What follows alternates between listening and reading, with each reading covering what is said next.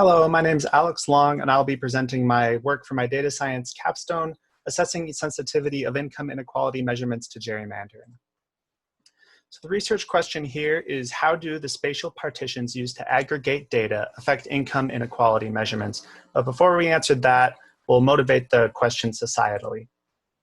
Income inequality in the United States in recent years is the highest it's been since we started recording it in 1967. This isn't just a statistic, it's a phenomenon that's seen and felt. Income inequality leads to distrust in political leadership, and it's also associated with income decline for the poorest individuals who suffer in greater degree from poor mental and physical health. There's no right way to measure inequality, but for people in power to address such issues, they rely on standardized measures. These measures don't just tell us the magnitude of inequality, but they also say something about its spatial interactions. In particular, we're interested in how changes in the aggregation of underlying data can affect how we perceive inequality. How can we inform public policy from a spatial perspective? I'll introduce some concepts to help formalize the problem. By aggregation, I mean drawing shapes around points in space or partitioning the space. In spatial statistics and computing, this is known as the modifiable areal unit problem, and it has two parts. The first is the scale problem. At what scale do you observe data?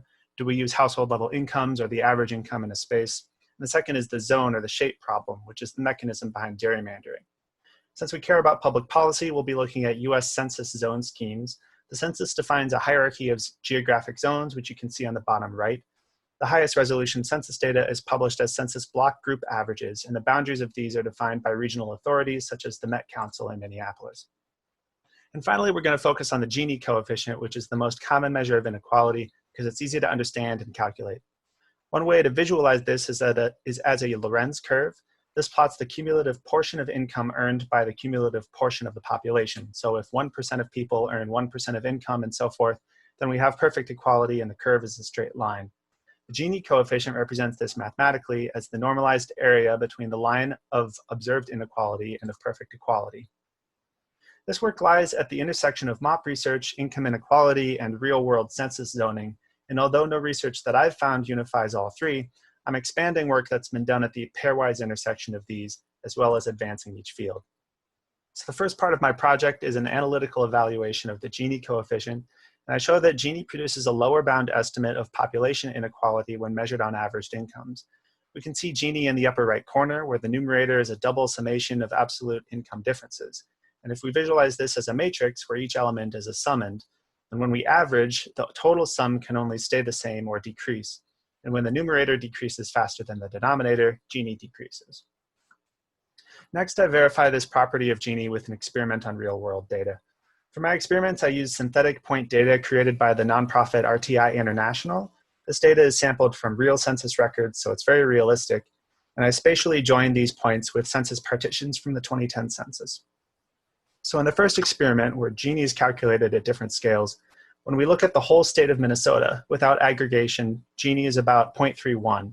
But someone calculating Gini on the highest spatial resolution provided by the census, block group averages, would get 0.238, which underestimates by about 34%. And the problem gets worse as we scale up. So the first experiment confirmed the scale problem of MAUP, and I want to isolate the zone problem. This means we need to generate many partitions at the same scale. I do this with a genetic algorithm that starts with random census blocks as seeds and then grows each partition along contiguous blocks until it hits a target population. This repeats many times with the seeds of the most optimal partitions inherited across generations so that we start to converge on a uniform partition population.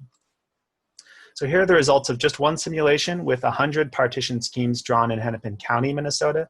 In this case, partitions are subject to a population constraint of 4,000, which is a good approximation of the distribution of possible census tracts that Hennepin County could have. So we get a good normal looking curve here. Interestingly, we see that Gini calculated on census tracts is much higher than our distribution mean. The probability of sampling it would be practically zero, which means that census tracts are abnormally defined. When we compare the effects of the scale and zone problems, scale defines the distribution mean, whereas zone defines its variance. But the key takeaway is that both affect Gini, and aggregation that isn't careful could potentially result in dramatic miscalculations. My hope is that this work allows analysts to anticipate the behavior of income inequality statistics under aggregation effects, and so improve their policymaking capability. Please reach out via email with any questions or feedback you have, and thanks for watching.